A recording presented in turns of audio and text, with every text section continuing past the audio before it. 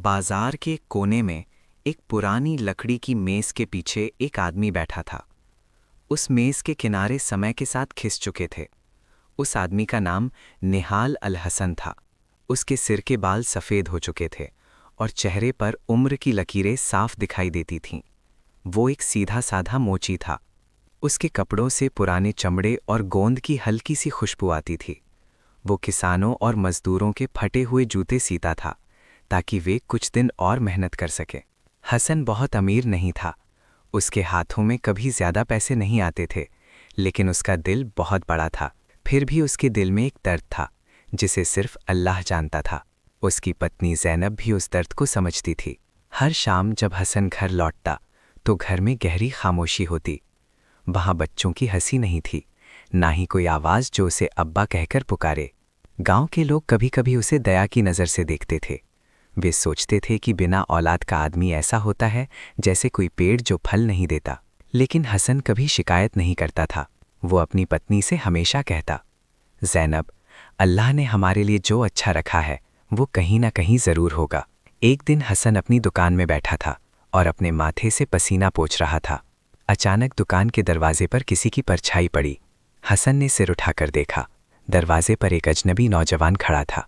उसके कपड़े धूल से भरे हुए थे, जैसे वो बहुत दूर से चलकर आया हो। उसके चेहरे पर थकान साफ दिखाई दे रही थी। हसन की नज़र उसके पैरों पर गई। उसके जूते पूरी तरह फटे हुए थे। नौजवान ने धीरे से कहा, चाचा, मेरा रास्ता लंबा है, मेरे जूते टूट गए हैं और मेरी जेब में एक भी पैसा नहीं है। क्या आप अल्लाह के लिए मेरी मदद कर सकते हैं? हसन कुछ पल उसे देखता रहा। असल में वो खुद भी किसी ग्राहक का इंतज़ार कर रहा था ताकि शाम के खाने के लिए कुछ पैसे मिल सकें। लेकिन उसने एक पल भी देर नहीं की। वो मुस्कुराया और बोला, बैठो बेटा, आराम करो, रोज़ी अल्लाह देता है। हसन ने उसके जूते उठाए और अपने पास रखा सबसे अच्छा चमड़ा निकाला। फिर वो पूरे ध्यान से जूते ठीक करने लगा, जैसे किसी राजा के लिए जूते बना रहा हो। काम करते समय वो धीरे धीरे अल्लाह का नाम भी लेता जा रहा था।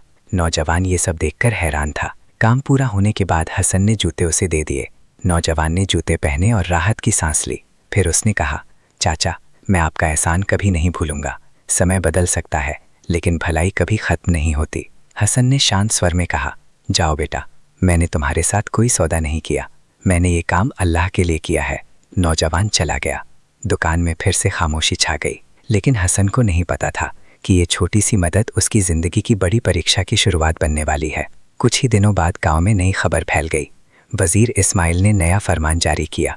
सभी दुकानों और व्यापारों पर दोगुना टैक्स लगा दिया गया। जो लोग टैक्स नहीं दे पाएंगे उनकी दुकानें छीन ली जाएंगी। ये खबर सुनकर गरीब लोगों के दिल में डर बैठ गया। हसन भी चिंतित हो गया। वो मुश्किल से रोज़ का खर्च चला पाता था। अब दोगुना टैक्स कैसे देगा? कुछ समय बाद दुकान का मालिक उसके पास आया। उसने सख्त आवाज़ में कहा, हसन, तुम्हारा किराया भी बाकी है और अब नया टैक्स भी देना होगा। अगर पैसे नहीं दिए तो मैं दुकान खाली करवा दूंगा। हसन ने विनती की, साहब, थोड़ा समय दे दीजिए, लेकिन मालिक ने साफ मना कर दिया।